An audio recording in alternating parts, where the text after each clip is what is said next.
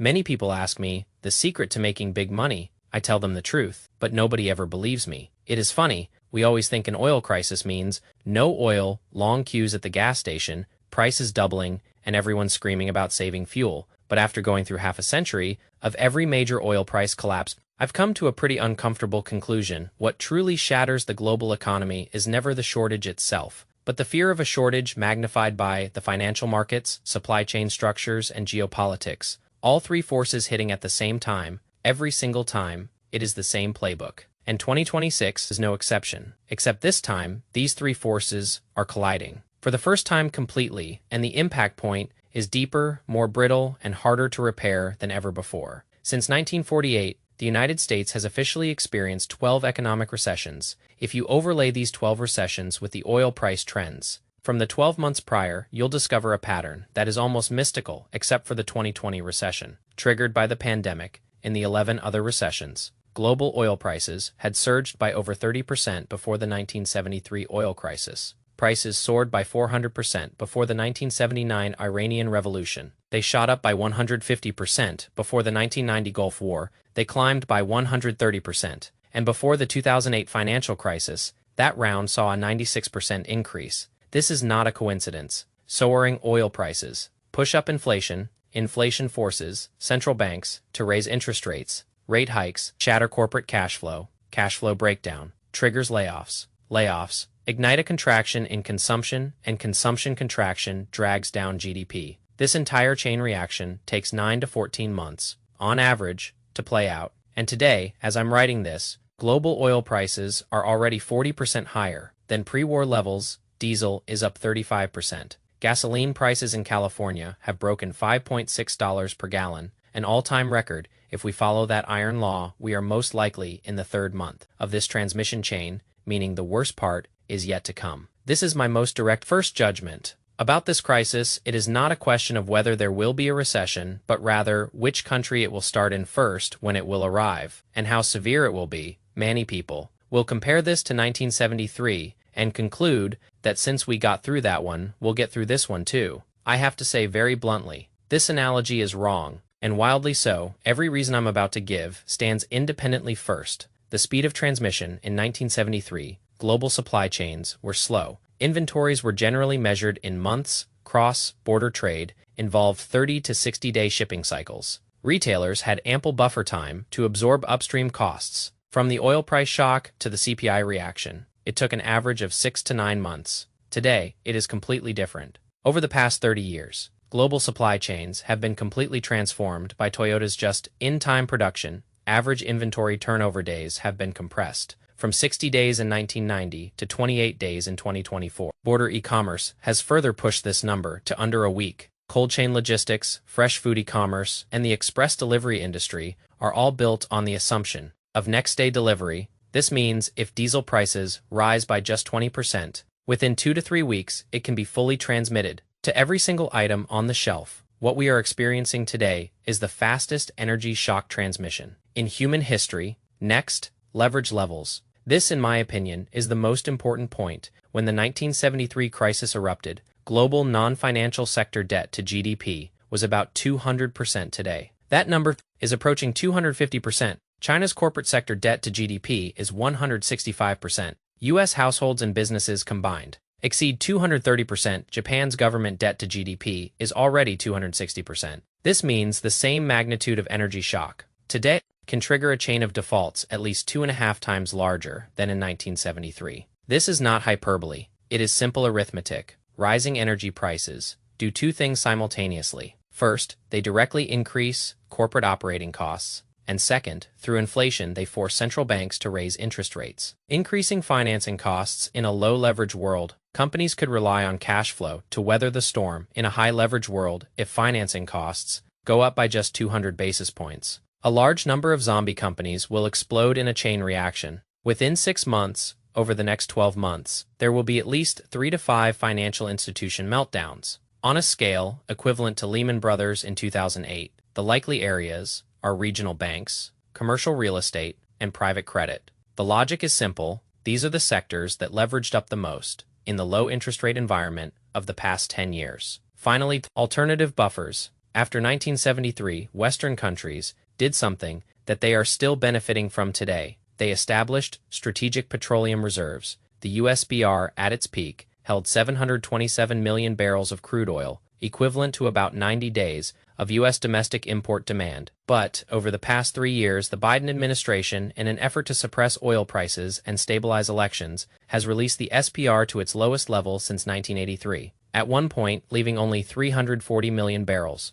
Although Trump, when he took office, called for replenishment, the rate of replenishment was far slower than the rate of depletion. Today, the actual usable reserves in the SPR are only enough to cover about 35 days of imports. The IEA, organizing countries to release emergency reserves, sounds impressive, but it is essentially digging into already depleted coffers. Its psychological significance outweighs its practical significance. This is why I am very skeptical of official statements claiming that the policy toolkit is still sufficient. A large portion of the tools in that toolkit have already been used up over the past 3 years. Speaking of which, I want to turn to the most easily underestimated aspect of this crisis, but also the one I most want to make clear. If you only focus on oil prices, you will severely underestimate the destructive power of this situation. What truly sends shivers down my spine is the second-order impact of the oil crisis. Those areas nobody is watching but which collapse faster and are slower to repair. The most underestimated area is fertilizer. 1/3 of global fertilizer trade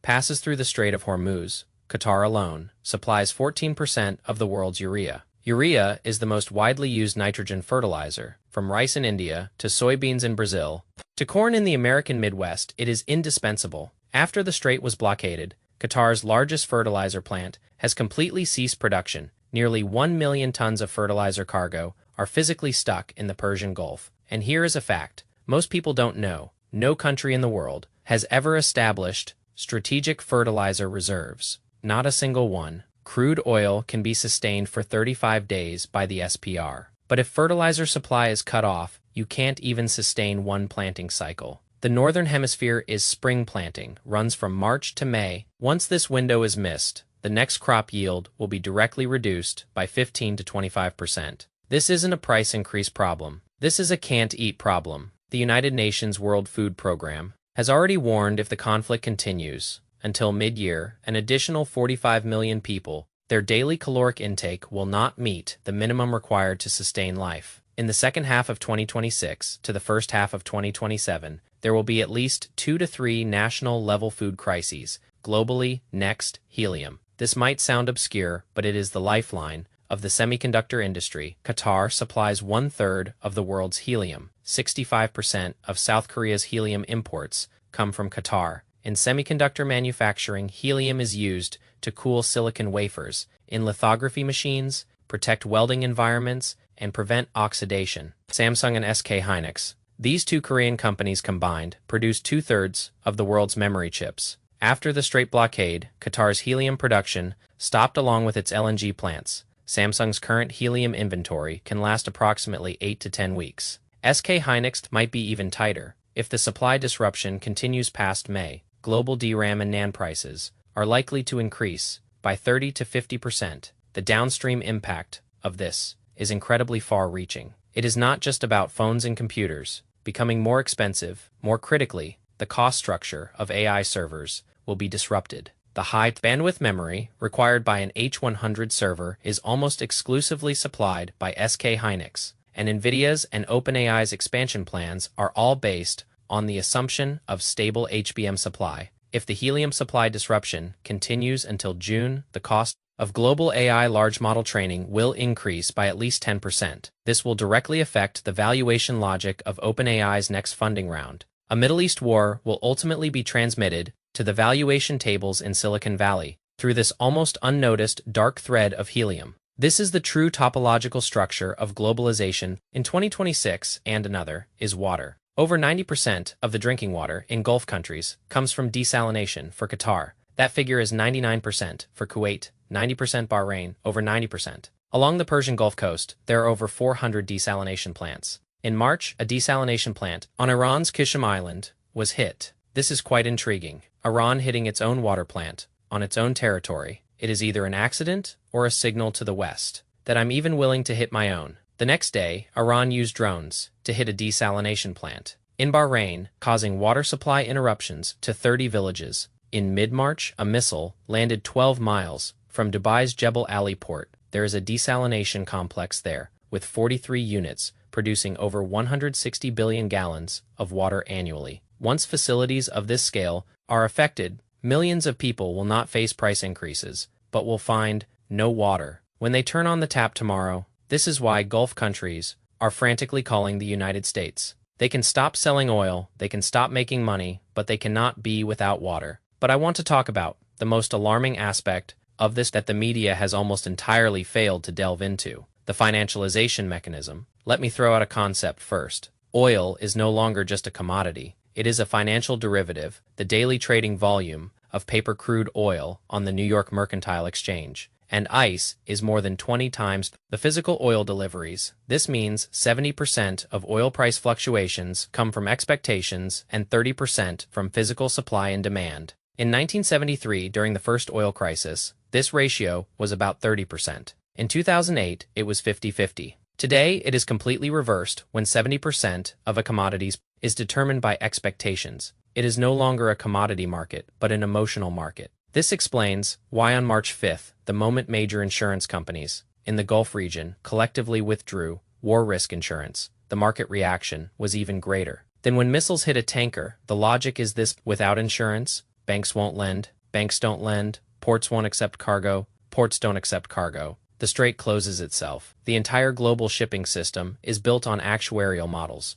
As long as the actuarial model collapses, whether physical ships can sail is completely irrelevant. Economists call this strategy actuarial warfare. Iran doesn't need to hit every ship, it just needs to hit enough to collapse the insurance company's actuarial models. The market will do the rest automatically over the next 10 years. Every medium-scale geopolitical conflict could replicate this script. This isn't just about oil. This is a systemic fragility in the pricing mechanism of all major commodities. LNG, iron ore, copper, rare earths, grain. Any market highly reliant on maritime shipping, plus insurance, plus financial derivative pricing is exposed to the same risk field. We spent 30 years using financial engineering to optimize global trade, pushing down costs. At every single link, the price was to maximize fragility at every single link. When there is no redundancy in the system, an attack on any single node is fatal. And there is something else happening. Iran currently exports about 1.2 million barrels of crude oil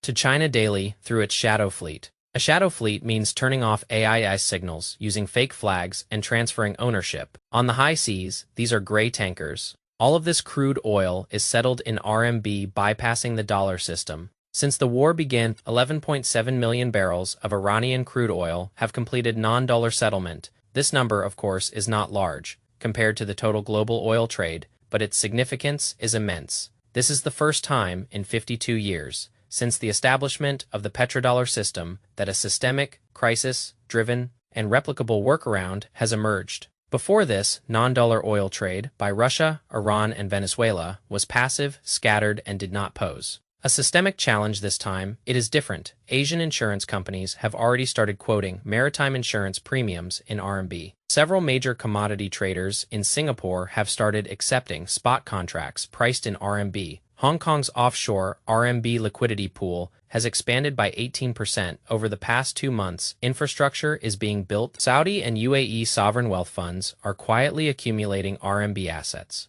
for hedging. This crisis is not about this round of soaring oil prices, nor is it about whether a recession will come. It is about providing a free and thorough stress test for de-dollarization, and this test currently appears to have been passed. This means, over the next 5 to 10 years, the dollar's share in global commodity trade will fall from today's 88% to below 70%. This is not a doomsday prophecy. This is a gradual process that is already happening. It is just that the 2026 war has accelerated its pace by at least 3 times. So, let's reflect again. Every recession since World War II was preceded by a spike in oil prices. Today, oil prices are up 40%, diesel is up 35%. Daily transit volume through the Strait of Hormuz has dropped from 100 ships to single digits. 1/3 of global fertilizer is still stuck in the Persian Gulf. South Korea's helium inventory is running low. Shadow fleets carrying 1.2 million barrels of RMB settled crude oil daily are sailing towards China individually. These things are not fatal, but they are happening simultaneously and reinforcing each other. This crisis will eventually pass. The Strait of Hormuz will one day reopen and oil prices will fall back. But some things will never return to how they were. For example, the moment insurance companies realized they could be weaponized, for example, the first time an RMB-settled tanker successfully docked, for example, the moment global supply chains realize that just-in-time is vulnerable. In the face of war, these moments, once they happen, are irreversible. What we are experiencing is not an ordinary energy crisis, but the deepest restructuring of the global economic order since the collapse of the Bretton Woods system. In 1971, only this time, it is starting. From a 21 nautical mile wide strait, what else will follow? Welcome to this episode. This is the Ji Lun channel. Follow me to learn